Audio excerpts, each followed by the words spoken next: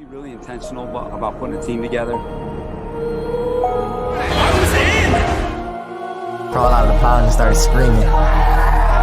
How good is Joey Bosa? Herbert, rolling, looking, throwing, end zone, touchdown, intercepted. Derwin was there. You got to be on a mission every day in the NFL. But even more than that, you got to be on a mission together. Great hands, Keenan Allen. The Los Angeles Chargers select Rashaan Slater. Asante Samuel Jr. Stop! Oh, I'm stopping y'all boys. I can get Intercepted, picked off by Michael Davis. Explosion, explosiveness from Eckler. There's Murphy. Boy, he blew that up, didn't he? It is picked off. Nasir Adderley. 50-50 ball is 100%. Mike Williams. Ochena, Nwosu, and that will end it. Time to bolt up.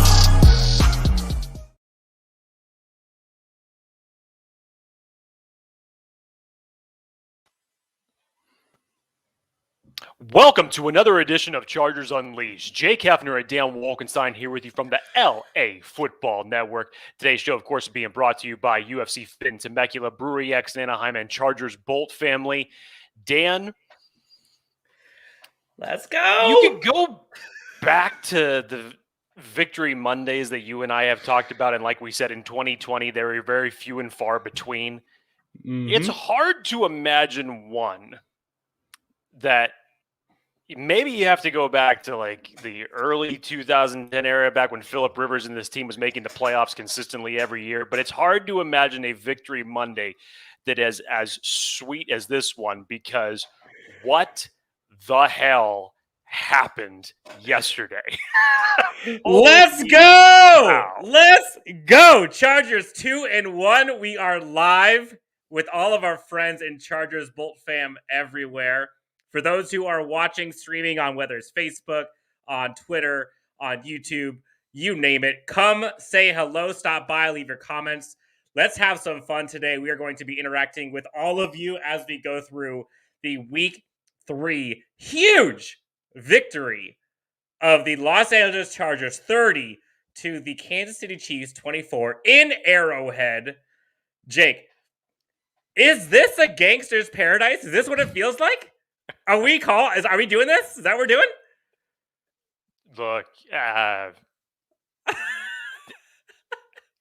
Even Jake does something like a Jake. Staley may find a reason to call every player on this team a gangster for some reason by the time that the regular season is done with. He called Justin Herbert a gangster quarterback yesterday, then he called Keenan Allen a gangster route runner today.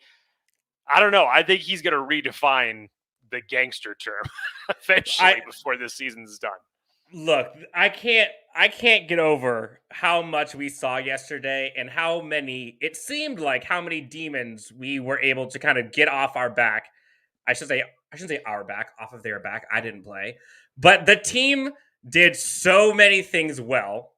And the funny part is there are so many takeaways we can glean from this. But I think both of us kind of have our keys. So what we're going to do today, as always, we have comments, questions, topics from everyone who is chiming in. You guys can call into the hotline, leave a voicemail if you'd like.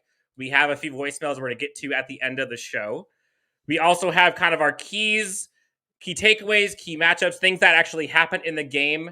And probably the most important part of this is what went right.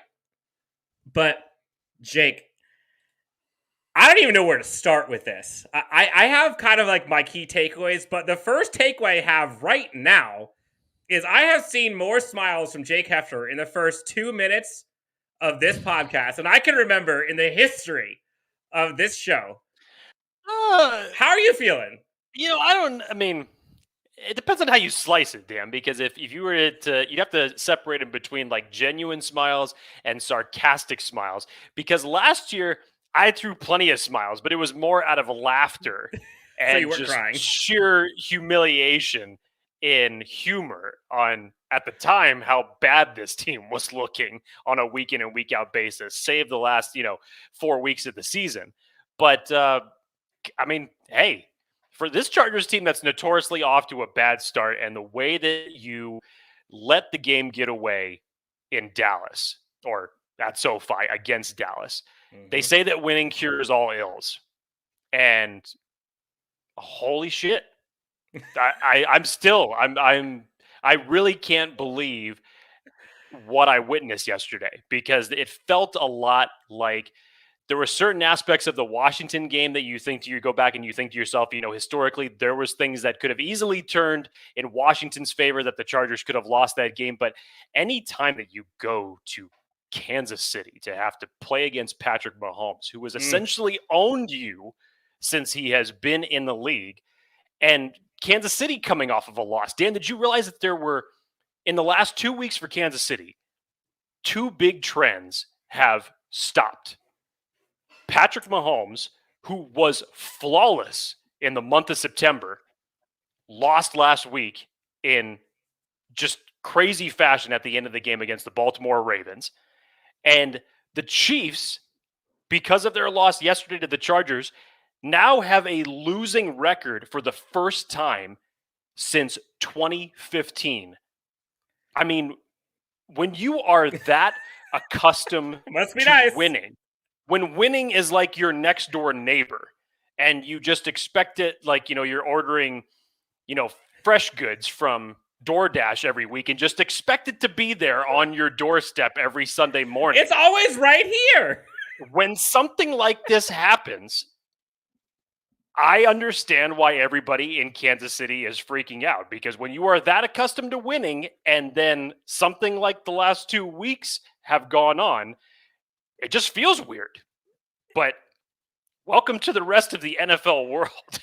Hell of a game, and that W tastes delicious. Tastes like brisket.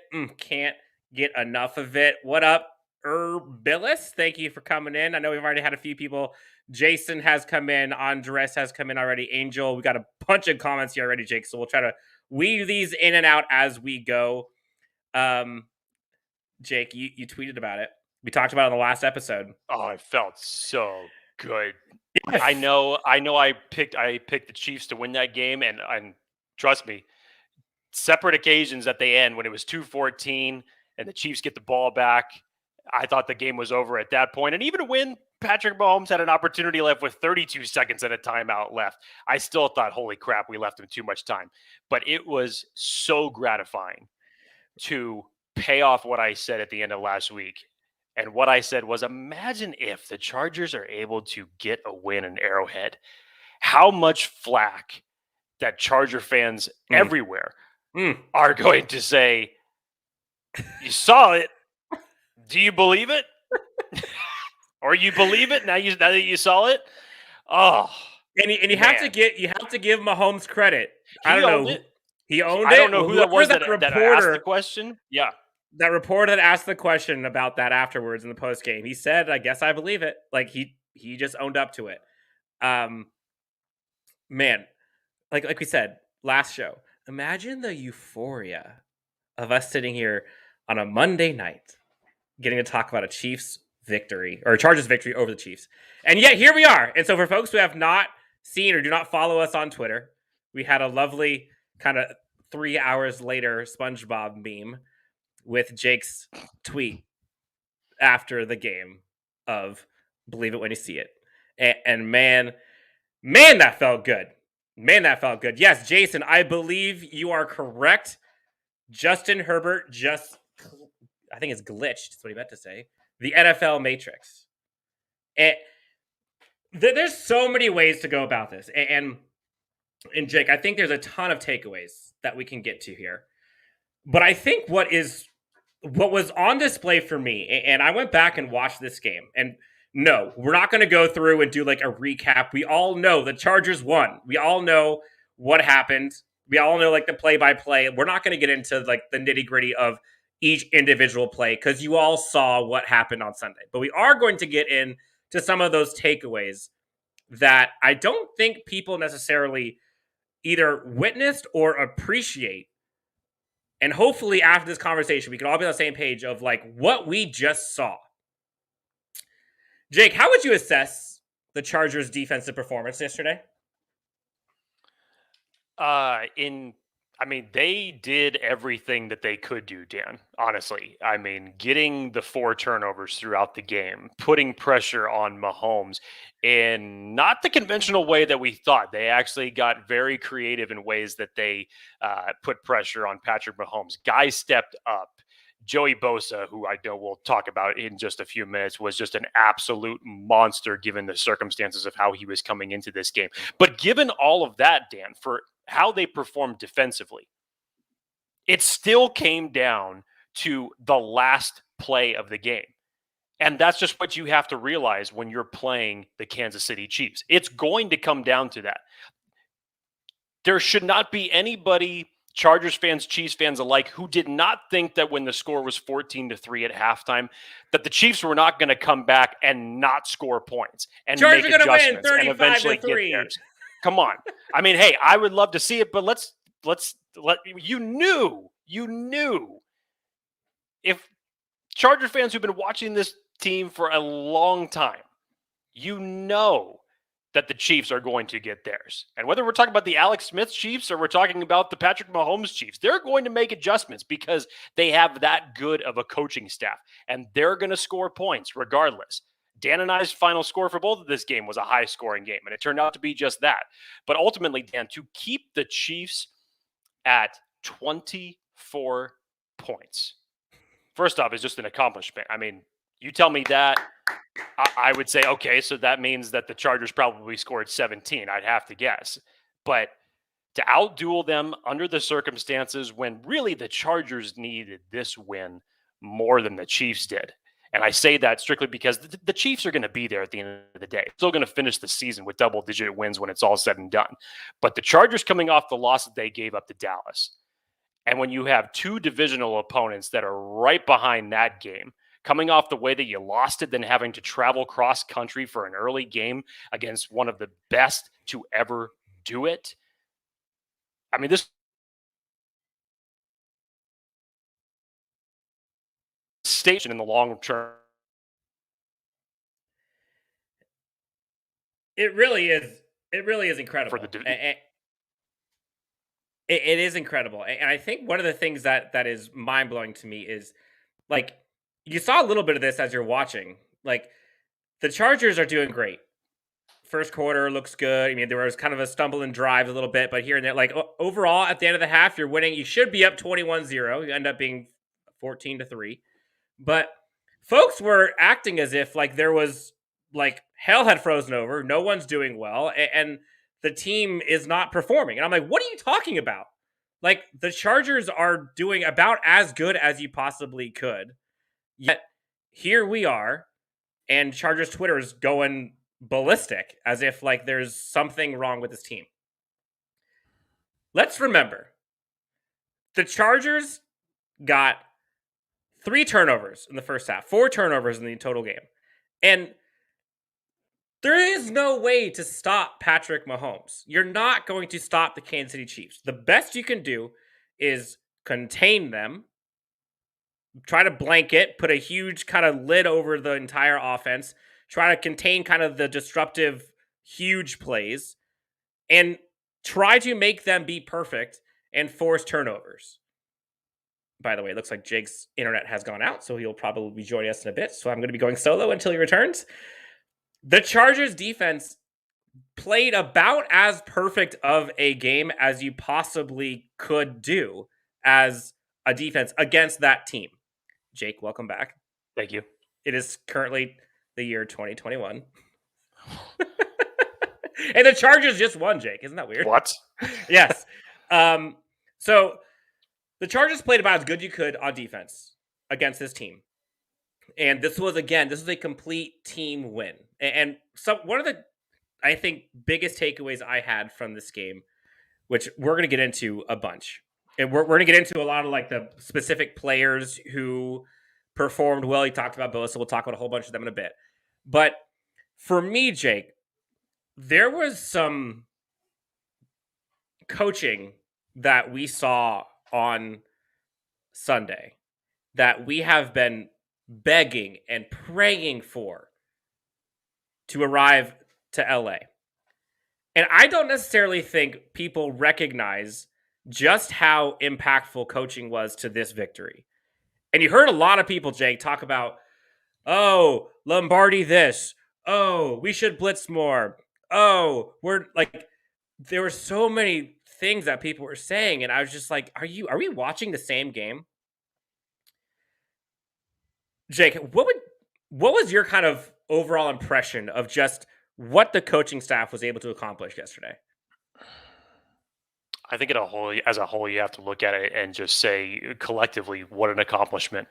And it starts on the defense. The turnovers that you were able to create, which they did, maybe -1 for the fact that Patrick Mahomes' ball went off his receiver's hands, and that ended up still an amazing interception by Asante Samuel Jr. that he ended up coming up with it. But they forced the turnovers, and that's what you have to do again for Kansas City. You look back at any of the let's just use the Patriots as an example, Dan. When they had Tom Brady, and then you had the combination of Bill Belichick, what was the thing that people always used to say when you'd go up against New England? You can't make mistakes against them or they're going to make you pay. Mm-hmm. And unfortunately, more times than not, people would make mistakes. New England would force them into making mistakes. The Chargers offensively played a flawless game. Whatever you want to say, yes, you can talk about the drop from Jalen Guyton, which should have been 7 points. I get that. The illegal shift penalties, yeah, at that time that ended up hurting. But for Justin Herbert to go into that atmosphere, really for the first time, considering that he didn't have to face fans last year, but to go into that atmosphere on the road under those circumstances and throw for plus 280, 4 touchdowns, no interceptions, which everybody was criticizing him for over the first 2 weeks, saying that he's regressing, that he's having a sophomore slump, whatever. I thought offensively, they executed the right game plan. They went to Mike Williams earlier in the game, and they stuck that through for 4 quarters, and you look what type of impact that had on the game.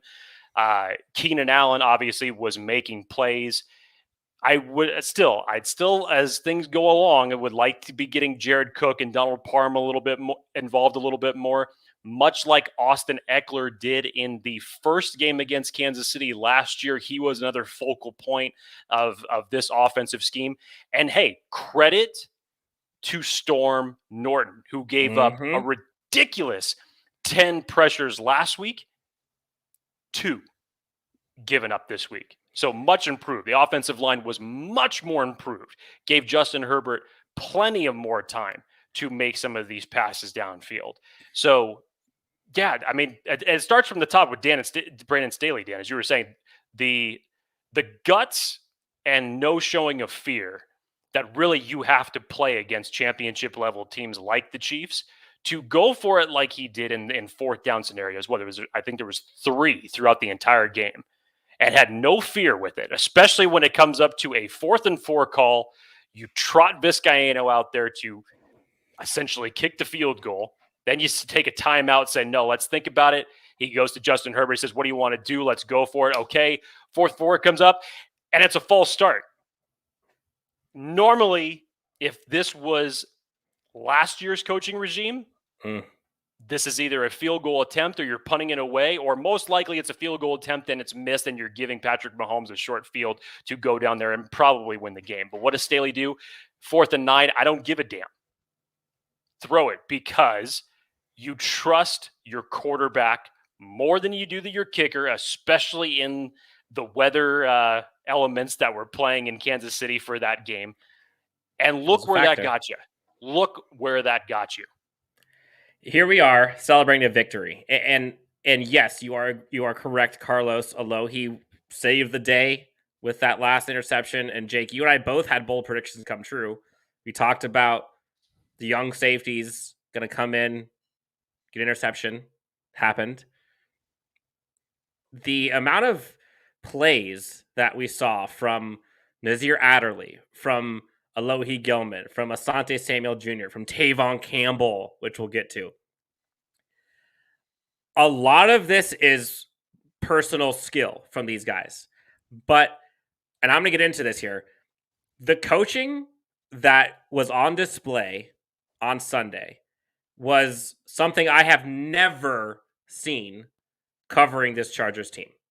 Let me just walk you through a couple of these things. So I call it coaching excellence. And I know that's so like oxymoronic for anyone who's a Chargers fan, but there were things, little nuances to this game plan yesterday that we started to see weeks past, and a few people actually called it out. And when I went back and watched the game, it was evident how impactful this was. We've heard some rumblings of some of these things. I want to kind of like double click on these. We've seen folks talk about kind of like the quick snap and how that could affect a defense. We've heard about kind of the acumen from Justin Herbert and how he can take a lot on his plate and can be coached up.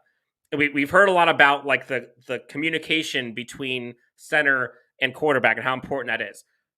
All three of those things come from coaching. Like you have to be able to have a coaching staff that can implement to all of these advantages. Let me explain.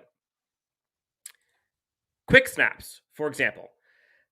The Chargers caught the Chiefs on defense with quick snaps all day long. Go back and watch the game, Jake. There were forced timeouts that were called because of the quick plays, quick snaps. You go back, you could take screenshots of how many times you see flat feet and defenders looking at each other while the Chargers have already snapped the ball. The touchdown to Austin Eckler and the 2-point conversion both was a quick snap without the defense being ready. The first touchdown to Mike Williams early in the fourth quarter combined both like the hurry up offense that they just did where they just went and quickly made a play, as well as what we saw Daniel Popper talk about, the advantage look concept, which this part is awesome. So if you go back and watch, and I think people saw this maybe on Twitter and Facebook a little bit, Herbert's late touchdown to Mike Williams was actually called a run. The Chargers were tied with roughly like 50 seconds left. And the Chargers could have easily just run out the clock, kicked a 25-yard field goal into the 30-mile-an-hour winds with already missing 2 extra points. This coaching staff knows how smart Justin Herbert is, and they have been practicing this all offseason. They implemented what they call an advantage looks, where basically they have a play called as a run, but when Justin Herbert, if he sees a matchup he likes, i.e. Keenan Allen or Mike Williams or someone in one-on-one coverage, he can basically go through an audible and call a fade, a slant, a bubble screen, and only he and the wide receiver know about it, and then they'll quickly adjust. You saw that happen constantly, and that is exactly what Justin Herbert ended up doing on that touchdown to Mike Williams. Took balls, again, coached up by this coaching staff. Fast forward. Then you hear Matt Hasselbeck talk about this a couple weeks ago, or talk about this yesterday, about the last few weeks, about this idea of secret snaps on display, that basically Justin Herbert and Corey Linsley have this kind of like secret thing where they turn around, look at each other, act as if they're going to be talking real fast, and then essentially it goes from Justin Herbert making the cadence to Corey Linsley just immediately snapping it. And you saw that happen multiple times throughout the last few weeks, and it's keeping defenses on their toes. And Jake, before I go any further, like, it's so weird to me to sit here and be gushing over competitive advantages that we are getting watching a Chargers team. And people don't necessarily recognize that these are happening like in critical, crucial points of the game. And that's when this team has kind of cowered in the past, whether it's because of lack of decision-making, lack of preparation, lack of execution, lack of whatever. Like, the team collectively, Jake, was not afraid of the moment, and seeing like that coaching excellence on display throughout 4 quarters was something that I wasn't expecting. And I'm sitting here watching the replay, Jake. I'm like just kind of smiling ear to ear, and I'm like going back and replaying, make sure, did I really see that correctly? Like, are they really? And like, did you catch that? Did you see some of these things? And I just don't know if people recognize what we're seeing from this coaching staff. I mean, I hope so. I'm sure it's going to become more evident as the season goes on. But what I look at it is more with from whether it's a playoff development standpoint, or even if you just take a small snapshot of what was happening last week and bring it to this week. From a coaching standpoint, I think their game plan was better. From a coaching standpoint, I think they made adjustments for what that they were, hurting in the Dallas game. I think that they made those adjustments very well. Say what you want, yes, about the illegal shift penalties. I get it. That doesn't really have much to do with Lombardi, considering that he's up there. But yeah, you have to obviously address your players because that's more an execution.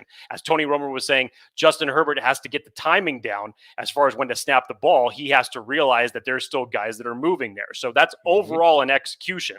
You can only take that in coaching so far when it comes to just saying like, look, just make sure that you're set before you snap the ball, please, because it's absolutely handcuffing this team. And it's already taken one victory away from you because of it. Let's not have it be a recurring thing. Dan, as you said, I hope to God I never hear the term illegal shift ever again in a Chargers game, and I'm with you. So these are still some of the growing pains. It's not necessarily that any from a standpoint that Justin Herbert's regressing, but it's not going to be a flawless execution with a brand new coaching staff. It's not. You're going to have to go through these little bumps. But it's nice to see as opposed to last year when it felt like week after week after week. We're standing on here, coming on the show, Dan, talking about simple situational football mistakes. And it was like the same damn mistakes that kept happening. And we can't get a field goal unit out. Right. As we said, they are literally rewriting the book on how to lose games last year. So flip the script, man. I mean, as you said, it's a breath of fresh air to have a competent coaching staff, and especially one that doesn't play conservative or without fear. Yep. Carlos Ramirez, you are correct. We can also credit the quick snaps of Corey Lindsley, and Matt Hasselbeck talked about that. Yes, I agree with you. Carnage, the relief felt when the offense went back out instead of Vizcaíno was unbelievable.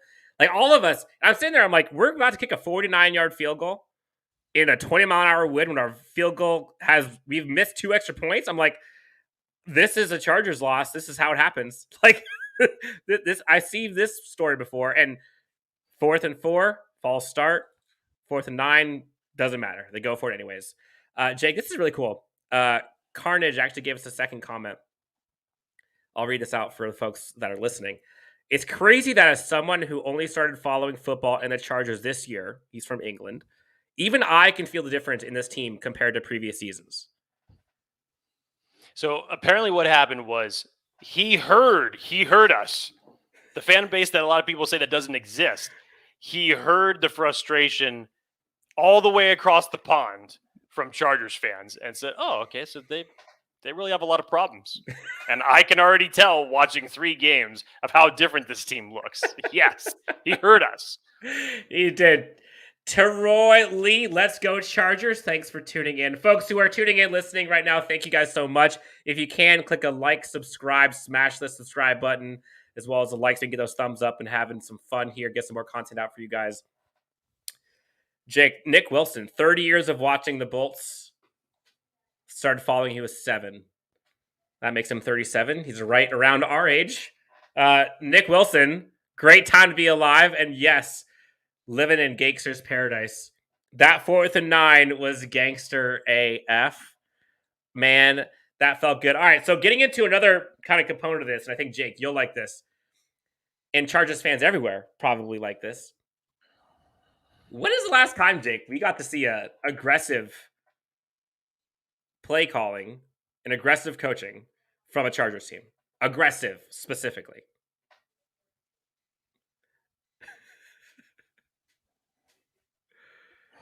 It depends on what your definition of aggressive was. I definitely don't think that you could say that you saw that with the previous coaching regime. Definitely not under the Mike McCoy scheme. Maybe back when Norv first arrived and the Chargers made that nice playoff run when Phillip Rivers was really starting to come into his own. Early Norv Turner, like maybe the first or the second year, not the years that followed after that, because I was never really stoked on his hiring in the first place after Marty and how after all that situation went down. But maybe Norv, if not that, then it's definitely say what you will about Marty Ball, but that was a team that in 2006 dominated the trenches and dominated the running game, and Phillip Rivers was only asked to do so little. So Marty just liked to run it down people's throats and stay aggressive that way. That wasn't always the mantra that worked, and obviously the NFL has played a lot differently than it is now. So yeah, it's been a minute since you could mesh the two words Chargers and aggressive in the same sentence. TSK says it perfectly. We have never seen this level of aggression.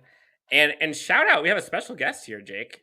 Special guest, the one and only Chargers Marge comes in with her 2 How cents. about that? Mike Williams is a baller, and Keenan Allen is indeed always open. Jake, we were watching the game together, and at one point, real quick, sidebar, we were watching the game together, and she's like, wow, they're throwing to that Mike Williams guy a lot. Like, I don't remember hearing that name that much. I'm like, yeah. He's like, I thought Keenan Allen was always open. And I was like, well, he is. And I said, this isn't about, like, Keenan Allen not being Keenan Allen. Like, Keenan Allen is not advertised. It's the fact that Mike Williams is now playing at a Keenan Allen level that has this whole offense, like, on steroids. And it's incredible.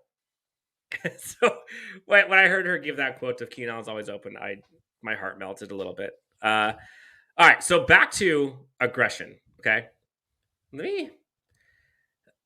me read to you some of the things I wrote down to myself for the aggressive play calling in, again, like I mentioned, critical crunch time. You mentioned 3 fourth downs. There's actually 4 fourth downs. You remember the I want to say it was 4th and 4. Keenan Allen got like a 40-yard catch, and then it was brought back because I believe it was a holding. Or no, that was an illegal shift as well. There's actually 2 illegal shifts. So that was actually 4 times it went 4 on 4th down in that game. Then you go to 3rd and 1 late in the 3rd quarter where you saw that deep pass to Jared Cook. Again, 3rd and 1, late 3rd quarter, and you're passing it over the shoulder. Beautiful catch by Jared Cook. You saw a 3rd and 2 pass play to Keenan Allen with less than a minute to go, tied at 24. All of these, Jake, last year would have been runs. 3rd and 2, 3rd and 1. There's a 3rd and 4 throw to Mike Williams before the 4th quarter. Excuse me. Before was there a 1st and 15 scenario? Because that definitely would have been a run last year too. Yep. The throw before the 4th and 4 and 4th and 9 was the slant to Mike Williams. He dropped it, but again, 3rd and 4. That's a run last year. Like these are all aggressive. 1st and 10, deep fade route to Mike Williams to the 3 at the end of the game. That's a run. Chargers would have just run out the clock, prayed for a field goal, and monsoon wins. Like, these play calls and trust in their team is not normal for Chargers fans. And so, like, lost in this was just how different this was. And people were giving, like, Joe Lombardi crap for, like, oh, and I was, to be honest, I was a little upset at the beginning of the game when they were doing a little bit more of, like, that horizontal, going in the flats too much. I'm like, dude, you guys could just cook down the field. Maybe they heard me because they started doing it. And the aggression that you called, like you mentioned, the 4th and 4, the 4th and 9, the 4th and 3, the other 4th down, like, I'm sitting here watching this, and Jake, it was weird. You and I, normally, for folks who are not in the room, every game, Jake and I usually will have some kind of text messages back and forth. And you could tell immediately how well or how poorly this Chargers team is doing by how many text messages I am getting from Jake Hefner and how early they come. Typically, the only time I'm getting text messages from Jake is when something miraculously goes wrong for the Chargers, and Jake is already just chalking up to the loss, chalking up to like, well, here we go again. And again, I get it because Jake has been scarred for literally decades. But yesterday, I didn't get a single text from Jake Hefner until maybe there were 2, right? There's one where you were basically, there was something that happened. It was literally back to back because it was when the Chargers tied it 24 points. And there was 2:14 left on the clock, and the Chiefs still had a timeout, plus the 2-minute warning, and Patrick Mahomes has the ball. And everybody figured, I even saw it throughout Twitter, it's like, well, this game is over. Left him too much time, weren't able to execute, had to settle for the field goal there. Patrick Mahomes going to go down and do it again. And then out of nowhere, a very ill-advised interception overthrows. Travis Kelce cuts the route short, and Alohi Gilman just gets a gift basket right in the chest. And literally, the text messages were game over, and then it was followed by what the fuck. Not in a good way. Not in a good way. What the fuck with about 4 different expletives, as if I can't believe that Patrick Mahomes just turned over the football. It was a sight to see. And I said this, I forget where I said this before, but the one thing I will say, and this is for all Chargers fans out there who are living with their emotions on their sleeve, and I get it. I get it. Like, when the Chargers aren't doing well, like, you want to, like, kind of get upset and scream and blame everyone and just, like, throw crap at the wall and hope it sticks. But, like, you have to have, like, I don't know, emotional resolve. Like, I don't know what the right word is, but, like, you got to stay a little calm. And what I saw was just people freaking out. And they were freaking out when there was a little bit of adversity. And, like, I understand. Go ahead, Jake. Before I continue, go ahead. I was just going to say, Dan, I hark this back to the uproar that you hear from people whenever you hear just a sniff of a guy not practicing in training camp. Why? Because historically, the football gods have not been good to the Chargers when it's come to injuries in the past. So, yes, for the people that get in that uproar, they have every right to do it because the Chargers have had to deal with that for so long. The Chargers having a horrible record historically in one-score games when you could easily one play here, one play there, flip the entire script on everything, and that record's completely different. The Chargers fan base is sick of the rest of the NFL using the term the most, Chargers are chargering. As a verb. Yes, as a verb, as if it's like some nuance that this is what we do when we lose, because the only team in critical situations that really beat us are that we beat ourselves because we make just the most asinine mistakes at the most critical points of the game historically. So, yes, people getting out in front of it like that, given that type of scenario, I don't blame those people for doing it because why? It's happened so much for so long. True. And you're just like, okay, well, here we go.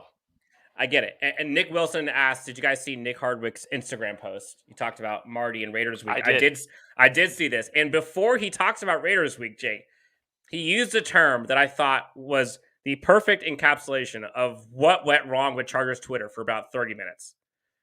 He used the term emotional control. Did you catch that word that he used? I just heard emotional, which I think is completely accurate. But to me, there wasn't a lot of control in that last 2 minutes of the game. Yes. Now, he used the term emotional control, and the team has to have that. Guys, gals listening, Jake, imagine if you're a Chargers player, or we're all Chargers players, and we're playing well, things are going our way, and all of a sudden things don't go our way and get screwed by a call, or we give up big plays. And all of a sudden we tell ourselves, here we go again. We suck. This is going to be Marty Ball all over again. Thanks, Anthony Lynn. This guy should get fired. Here we go. We're going to lose this one too. You're going to lose that game every time. The team has to have emotional control. And to be honest, they did. Fan base needs to get a little bit more control over their emotions. I understand we've been burned. And I'm right there with you. But this is a brand new team. There is far more that is different than is similar from years past of this team. Accept that.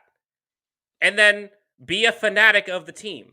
You could be critical. I've been critical. Jake's been critical. But you have to let it play out before you start freaking out. Just chill. It's okay. Just emotional control. I heard Nick Hardwick talk about that, and I immediately went to it. I was like, yes, I agree. shout out Jorge, Dan the man, thank you. Jake is also the man. I'm giving him 3 exclamation points.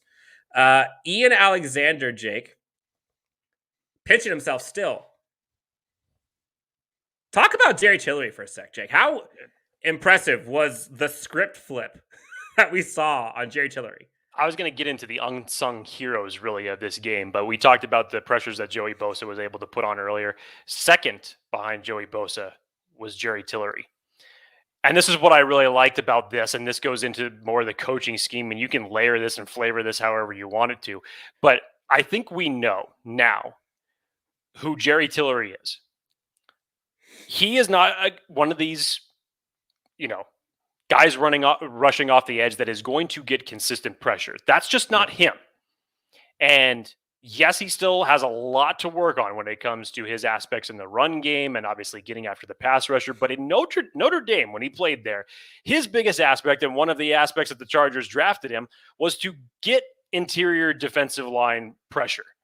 And unfortunately, he has not lived up to that. So what do the Chargers do in this game? They have him creatively on the edge, rushing from one side of the field, pulling a stunt all the way to the other. And several times he was getting off his blockers. He was using his speed as one of his greatest tools that he has in his arsenal.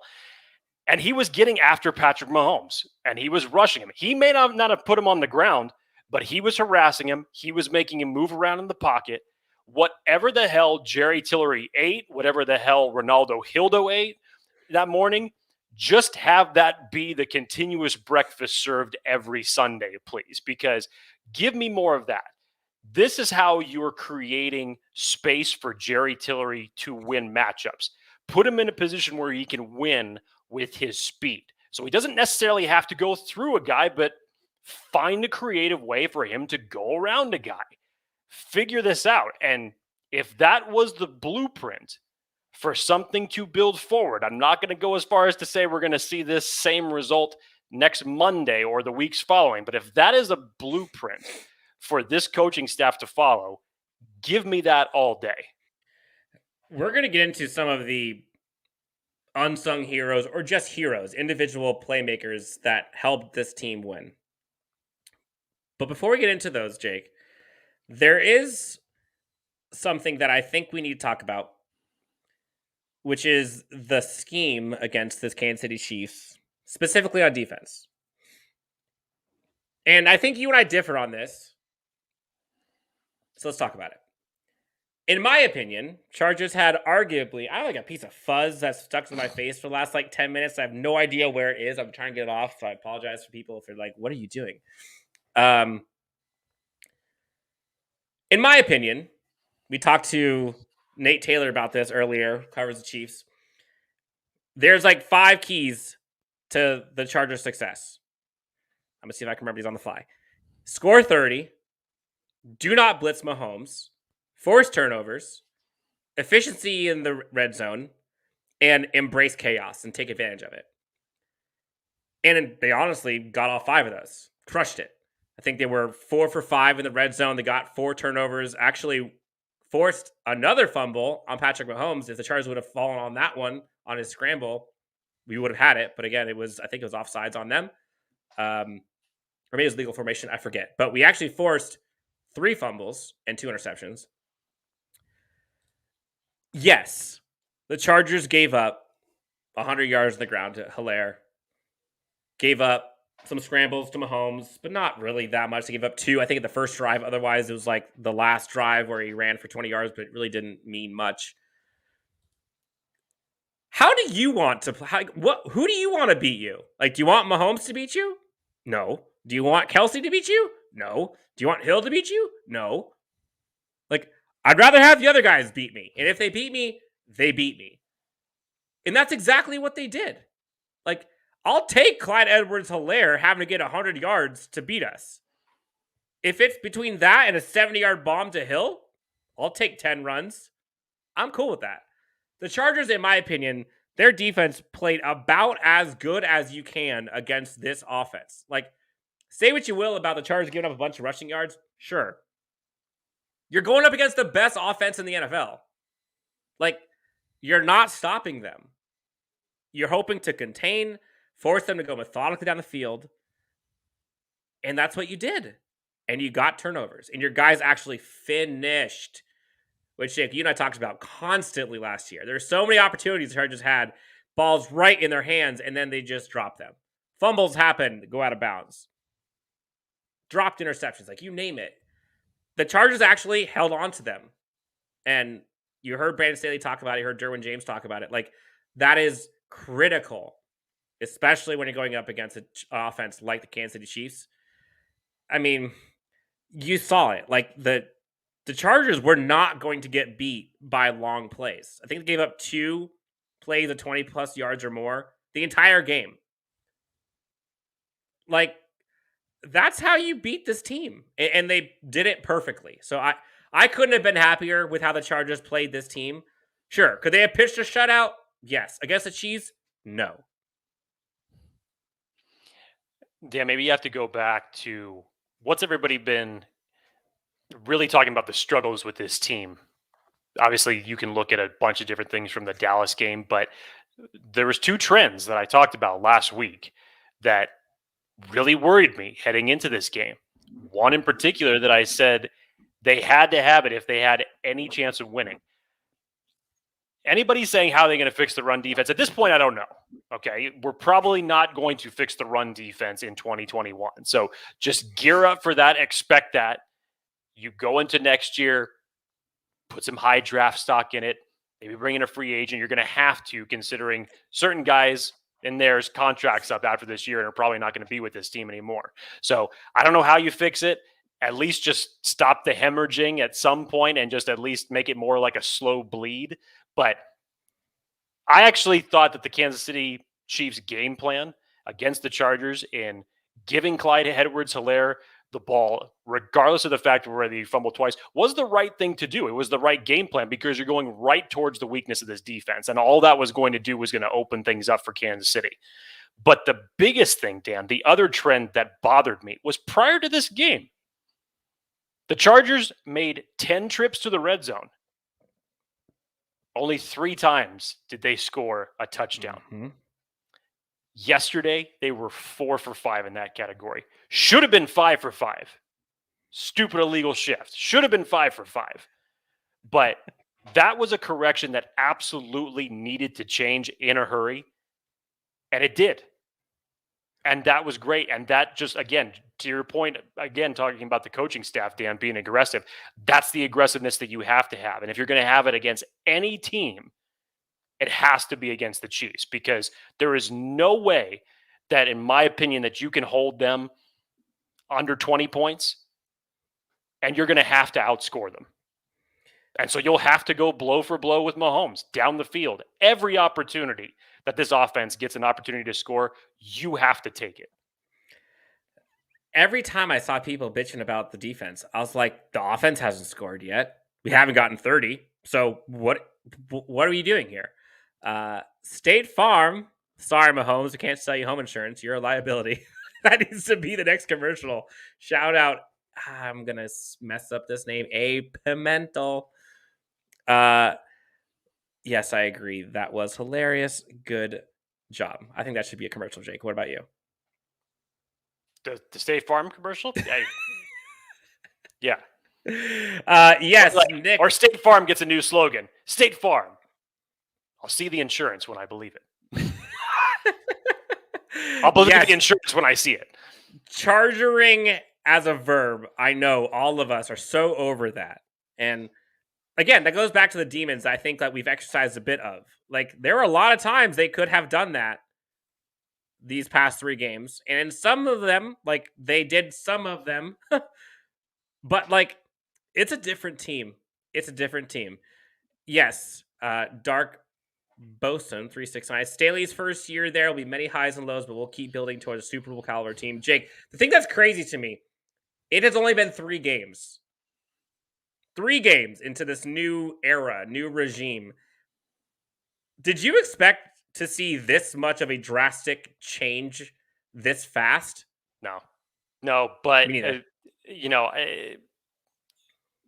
throughout the preseason, when you'd hear Brandon Staley talk, and just like everything was there. And, just whenever you get a new coaching staff like this and a fresh start, it's like you want to believe this. And plenty of times, any team who gets new coaching staff wants to go in when they come into the year fresh 0-0. You want to believe that your team is going to be better. Brandon Staley, to me, sounded different than any of the previous 3 Chargers coaches that they have had in their regime. As I've said to Dan several times, I still believe that he could sell car insurance to a camel and he would buy it. He would buy it even if he didn't need it. Then to witness the balls that Brandon Staley has in this situation, and just to show you the type of belief that he has in his quarterback, it's really just something to behold. And just to really just say, you think that the Chargers may have actually done the right thing here with this coaching hire. Yep. We talked about it right before we actually hired him, where I had said, I think he is the most innovative head coaching option there is. And wouldn't you know it, like, you're starting to see it pay dividends. You must have been living under a rock or something for the past 40 minutes or the past 24 hours, because I'll believe it when I see it has been all over social media, including by our very own Jake Hefner. All right, let's get into some individual performances before we get into the voicemails. Jake, there were a ton of unsung heroes or heroes with great vocal cords and sang it to the heavens. Where do you want to start? Well, heroes of the game. I would have started with Jerry Tillery, number one, just given his performance. Nasir Adderley, I thought, had a great game, led the team in tackles. Drew Tranquill finally started getting involved in the defense a little bit more. Had 2 great plays. One was a coverage sack on Mahomes that he got while he was rolling out right to, I guess you could call it like kind of a half sack because it was a coverage sack, but Mahomes was rolling out right, heading towards the sidelines, and Tranquill was able to get him down. But there was a great play by him that he snuffed out the short screenplay that right when Edwards-Helaire turned around, Tranquill was just right there to put him down before he could even get any traction going downfield. So Tranquill was another one. I think that even Staley had admitted in his presser to saying that he should have gotten Tranquill involved more over the last 2 weeks. So I think you're going to see that as a trend that's going to continue. Alohi Gilman, outside of the interception play that he got from Mahomes, you go back to, what was it, Dan? I think it was one of the final drives that Kansas City put up toward the end of the half. The tackle. Where it's another short dump off. You can totally see the screen play. And if this guy was able just to get a little bit of a beat on him to cut a little bit more inside, Alohi Gilman essentially saved what would have either been a long gain for this offense or possibly even a touchdown with his ankle tackle that he was able to save on that standpoint.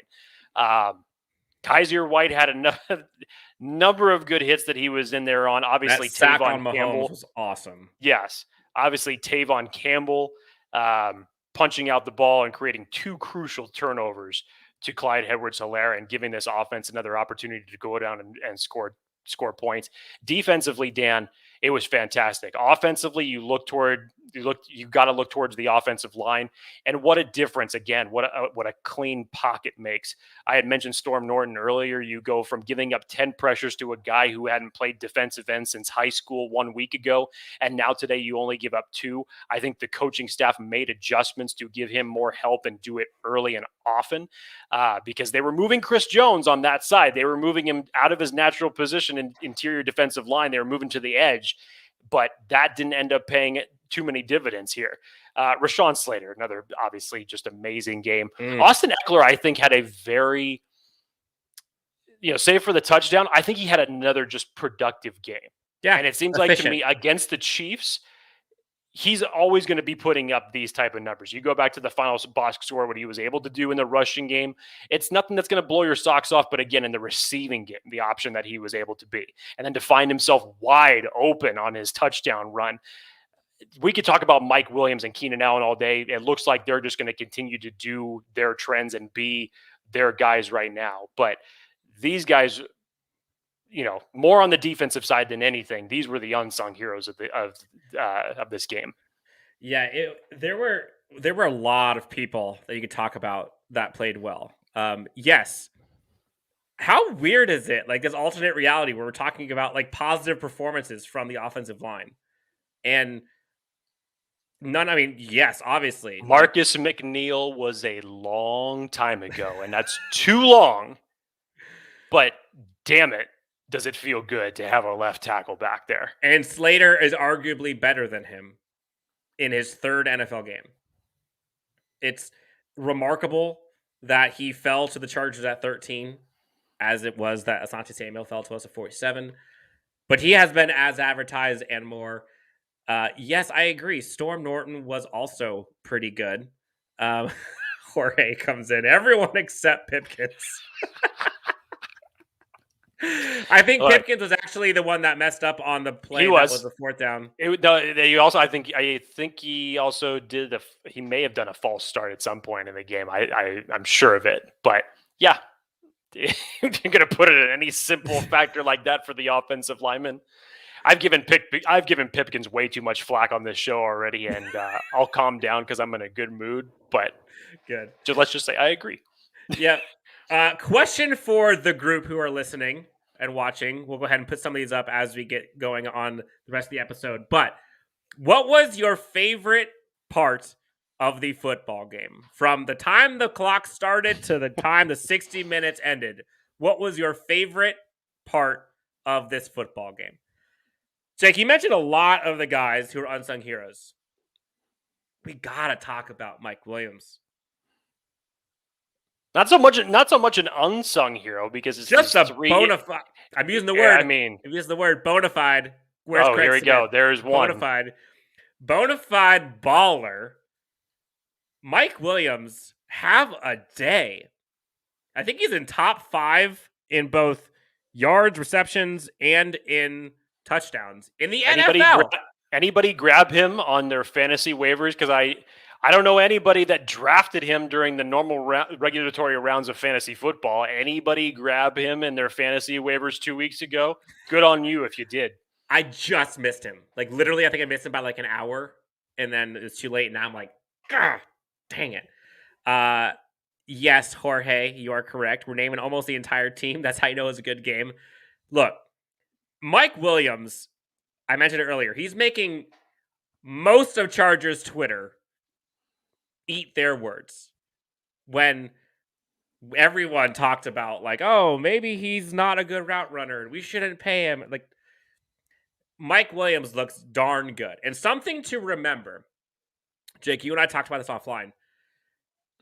Mike Williams, the main thing for me personally, the biggest gripe I had that was like, man, paying that contract's going to be rich, was he was never healthy. It felt like he was always one catch away from being out for 4 games, out for the season. But again, another coaching thing that has completely transformed Mike Williams is they're kind of taking away that risk of injury, or at least they're diminishing it substantially. The previous coaching regime just chucked it 40 yards and had him lay out his body every time. He'd make great, amazing, brilliant catches, but then half the time he's out because he just wrecked his body. You're not seeing as much of that right now. And his health, I think, has shown dividends there. So now, all of a sudden, you're hearing people talk about, oh my gosh, we got to re-sign Mike Williams. Mike Williams, like, the coaching staff has brought out the best of Mike Williams. They're allowing him to play underneath more, allowing him to be effective and not as high risk. So when we fast forward end of the season, should Mike Williams be re-signed? Think about, for me at least, my biggest gripe with Mike Williams was he was never healthy enough to finish the whole season, so you're not going to get enough out of him. You don't have that right now. And the coaching staff has a lot of credit to be given because of that. So, Mike Williams, huge day. We haven't really talked about Justin Herbert that much, but we always talk about Justin Herbert. But Justin Herbert is kind of sliding into that MVP conversation. Yeah, I think if he would have won the game against Dallas, Jake, I think it probably would be in kind of the top 3 or so. I think people who actually watch the game and know football know how good he has looked. But you kind of talked about it a little bit, but for Justin freaking Herbert to go into Arrowhead, 4 touchdowns, could have had easily 350 yards, no interceptions, and literally played better than Patrick Mahomes, who I would argue is the best quarterback in the NFL. Like, what more can you ask for from your second-year quarterback who can't lead teams to victory? Remember that? Your quarterback can't lead, doesn't have the personality, isn't an alpha. Where are they at now? Like, he is what every football team outside of maybe 3 would rather have on their team. So, Justin Herbert, crush it. Tavon Campbell, love what we saw from him. Jake, you and I talked about it beforehand. One of the things we love about Brandon Staley's scheme is, yes, like, there are the superstars. There's the Derwin James. There's the Joey Bosa's, just like there was Jalen Ramsey, Aaron Donald, whatever. But the defensive scheme that Brandon Staley provides allows the other guys to rise up. And he brings that level or that difference in play from your bottom depth chart to the top a lot closer together.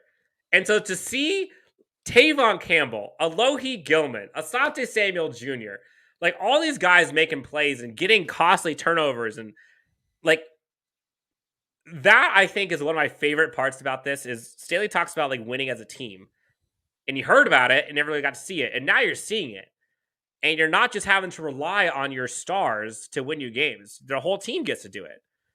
And so those young kids like Tavon Campbell got himself paid. You mentioned Austin Eckler. The whole offensive line I thought did really, really good. Joey Bosa, man, on freaking one leg, the dude is out there. I think he had 10 pressures. 10. I think he had a 90.2 pass rush grade, which is 3rd all week in the NFL. 35.3% win rate, Jake, 2nd. On 1 foot. And he had a half sack. The guy's ankle was wrecked, and he was having, I think I tweeted about this maybe 3rd quarter. He was having like that Buffalo Bills, like one-man wrecking ball type game. It doesn't show up in the box score other than the pressures. But for what he did to be able to enforce that much of an impact, hobbled by one leg, like that was impressive, man. Derwin James out with a shoulder dislocation, apparently, comes right back in. I know all of us were holding our breath there for a moment. Derwin James, huge in that game. So many unsung heroes. So many sung heroes that we've now been able to use our bars for. Jake, were there any other unsung heroes or players of the game that we did not mention other than the 47 we've already talked about? No, I think we covered them all. Yes, Timothy Reuters. Herbert's throwing him open. Everyone needs to go and vote for Justin Herbert for Air Player of the Week. I believe he is out for that, as well as Asante Samuel Jr., I think, is going to be looked at as potentially Rookie of the Week again. So let's see what happens there. We got all kinds of stuff, Jake. Is there anything else before we get into the fun time, which is the hotline sponsored by Charger Bolt Family? By the way, Jake, the Charger Bolt Family has a signing of a one Justin Herbert coming up. For all your memorabilia needs, you can go to Charger Bolt Family. They are on Facebook. They're also on Twitter as well. They have all kinds of signings. They do all kinds of giveaways. Great community. They have a signing for Justin Herbert coming up here in a few weeks. If you are interested in getting a Justin Herbert signed memorabilia, whether it's a helmet, shirt, jersey, you name it, check out Charger Bolt Family. Tell them Chargers Unleashed sent you, and they'll hook you up. Jake, we made it. So everyone is excited about this Week 3 victory against the Kansas City Chiefs. We got a couple of voicemails here. Let's get into them. We have Grant from Lubbock, from the great state of Texas, calling in. Pretty excited about this game. Let's hear what Grant has to say. Love when East Coast Charger fans call into the show. Lubbock, Texas. I don't even really know what to say other than I was so nervous. the whole game. But I was really confident as well. I think I called in last year, pretty mad for one of the games, maybe the Broncos one. We all I was did. pretty mad at Anthony Lynn. And this game, I was really confident. Just what Staley had shown, I was really confident in him. He kept going for it on fourth down. Jake, were you confident? You know what, Dan, I'll be honest with you. I would have given Staley credit regardless of the outcome of that play call, because I would have said it was the right play call either way, whether or not they would have been able to continue the drive or not. That would have been the right call in that type of scenario against that team. I agree. He called that timeout to go for it on 4th and 4, and then there was the false start, and then he still sent his offense back out there. And then not only did he do that, but he made a great, or even Lamarty made a great call there with the play. I'm really pleased with Staley so far, for sure. And then also just like Mike Williams looked great, but I want to say that Herbert, I felt like Herbert genuinely looked and was better than Mahomes today. I'm so happy that we won an Arrowhead like that. I'm just so happy. I'm buying a white Keenan jersey to celebrate for sure. Anyway, what's up, guys? Thank you. Let's go. White Keenan Allen jersey. Very few people, and I referenced this because Mike Greenberger was talking about this on his show this morning. He said there are 5 quarterbacks that in the duration that Patrick Mahomes has been in the league, there are 5 that if you go statistically by the end of the game have outplayed Mahomes or have, been better as far as a quarterback rating, touchdown to interception ratio, more yards, whatever it is, in total quarterback score. There are only 5 quarterbacks that have outplayed Mahomes. Justin Herbert owns 2 of those. And I'll even bother to give the Raiders a little bit of credit here because Derek Carr owns 2 of the other ones as well, believe it or not. But it's very few and far between that other quarterbacks get to say, or anybody can say, that Patrick Mahomes was outdueled or outplayed, especially on his own home field. So, yeah, Mahomes is going to get his, man. He's always going to get his. Even in a subpar game for him, a subpar game, that's good enough to win a game. Everyone would take a subpar Patrick Mahomes. I mean, look, it still came down to the last play, even though Patrick Mahomes had a subpar game by his standards. Throw for, 260, 3 touchdowns, still had 2 crucial picks, but still a subpar game nonetheless, and they almost won the damn game. So Justin Herbert didn't have to just be better than Mahomes. He had to be flawless, and he was. Red zone offense was better. The turnover ratio, 0 on offense. You can't have those mistakes against Kansas City. When you had to have it and you did, and your young quarterback came out and delivered. Think about what his stats would look like, Jake, if he had that 4th and 4 conversion to Keenan Allen for 40, and he had that 50-yard touchdown to Guyton. 5 touchdowns, 360. Dude would have been crazy. Jorge asked thoughts on the upcoming game against the Raiders. We're going to get to that, Jorge, but that is for another time. We are still celebrating the Week 3 victory. Trust me, we're going to get to the Raiders because that Monday night game is going to be epic. Hashtag I'll be there. That's my new hashtag, Jake. But yes, family, trust, respect, FTR all day long. Thank you so much for Grant Lubbock. Next call, Jake, friend of the show, I believe is a little excited about this last game. Let's hear what Tyler Lawrence has to say. Tyler Lawrence at the Master Bowl. What a win for the Bolts today, you guys. What a win. Whoop, I messed that up. I was going to say, that was short and sweet. At the Master Bowl. What a win for the Bolts today, you guys. What a win. Nasir Adderley coming in with a bunch of tackles, key tackles in the middle of the field. Asante Samuel having an outstanding interception on really like laying out for the ball. Chargers defense, Tevin Campbell, this guy's coming out of nowhere making huge turnovers for the team. This team won the turnover battle overall, and it was a big reason why they won this game. Brandon Staley going for it on 4th and 4 twice, and converting on both attempts. He's not playing scared ball.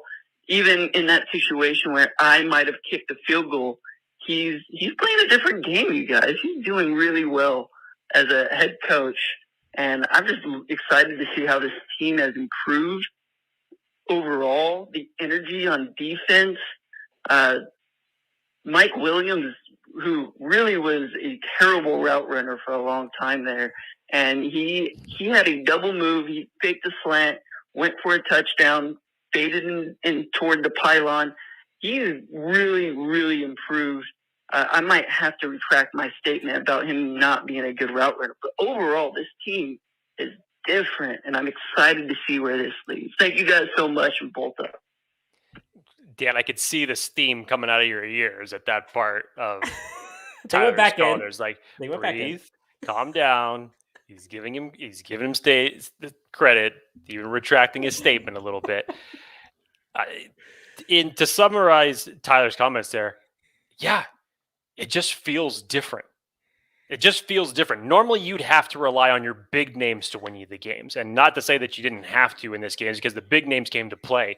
But much like he said with an Alohi Gilman, with a Trayvon Campbell, two guys who really, outside of the starting lineup, you don't really tend to think that much of. But they contributed in such a big way for this game. Say what you will about it, just as far as like, okay, well, there's just one thing here. It's like, no, but it was huge. It was huge because of the way that how efficient that the Chargers ended up being in the red zone. You give them another opportunity and you take one away from Kansas City, that's a game changer. And yet, even still, I know that more of the uproar that everybody was talking about, Dan, is just like anytime that any team in any game gets 4 turnovers on the opposite one, you expect the final score to be like 35-0. But this doesn't happen against the Chiefs.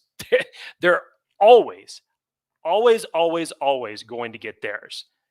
And regardless of the fact of whether or not it still took 4 turnovers, it still came down to the final play of the game. But historically, Dan, this would have been something that I could have seen all the analysts talking about. The Chargers won the turnover battle and still figured out a way to lose the game.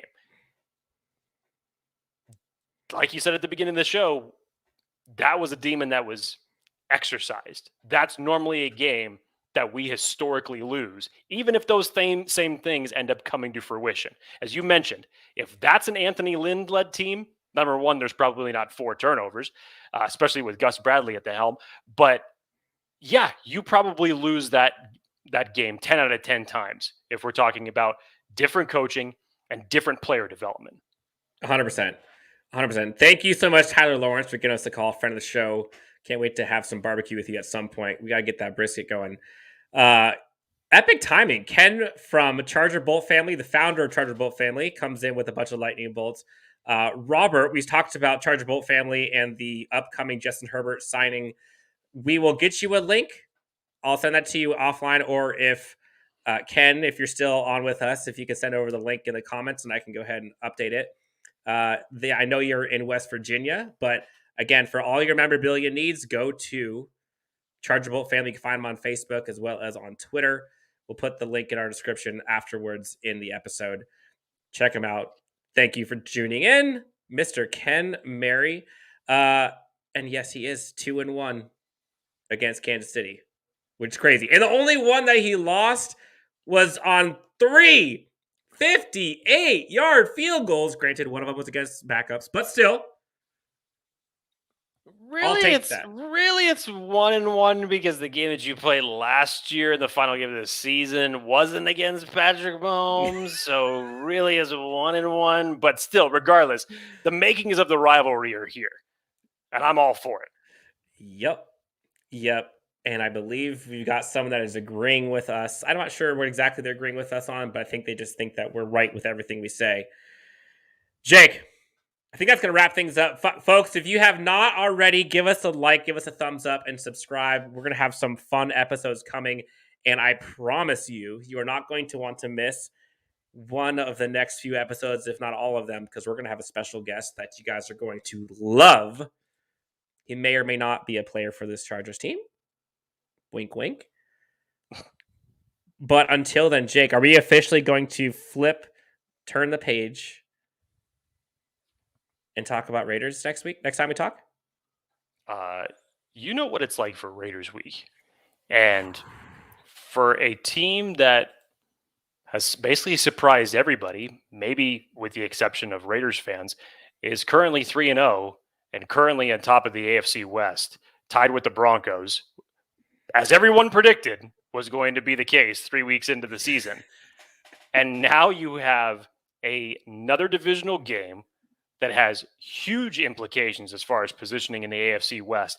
And it's being done in SoFi, where you know that the fan ratio, I hate to say it, but it's not going to be dominant Chargers.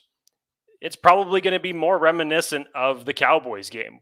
The Raiders fans are going to turn out. They are going to turn out in LA. So lots on the line for both teams going into next Monday night's matchup. It's going to be huge. Yep. Yeah. Hey, thank you guys and gals so much for tuning into the show. I know this went a little long, but hey, we got a victory in Arrowhead against the Kansas City Chiefs. Shout out to Nick Wilson, TSK, Ken Mary, Craig Smith. There are so many people that we can thank for all of the contributions you've given to us. Jorge Rodriguez, Edsky Munoz, Robert Harper. Jake, I'm going to have you start reading these names because I am terrible with names. Oh, man, you know I'm worse. You know that I'm worse at it. It's by you by default. Okay, fine. Yes, Raiders fans are going to be coming to SoFi, but so are Chargers fans. Make sure to get to the game early. We'll be talking about that all week as we get moving. Guys, thank you so much for tuning in. You can find Jake and his impressive beard now at Jake T. Hefner. You can find myself at Chargers Homer. You can find us on Twitter, on Instagram, on Facebook, on YouTube. Please subscribe, give us a thumbs up, tell your friends and family. Chargers are here, guys. This is the start of something special. Enjoy it. Have some fun tonight. Cheers. Congrats on being 2-1. And let's have fun. It's about to be Raiders week, guys. Let's have some fun. We will talk to you next time on Chargers Unleashed. Have a great rest of the week, and we will be talking to you very soon. Jake, anything else you want to talk to the people about? We done? Ready to get a drink? I'm ready. Simple as that. Let's have a drink. All right, guys. Have a great night. We'll talk to you soon. Bye.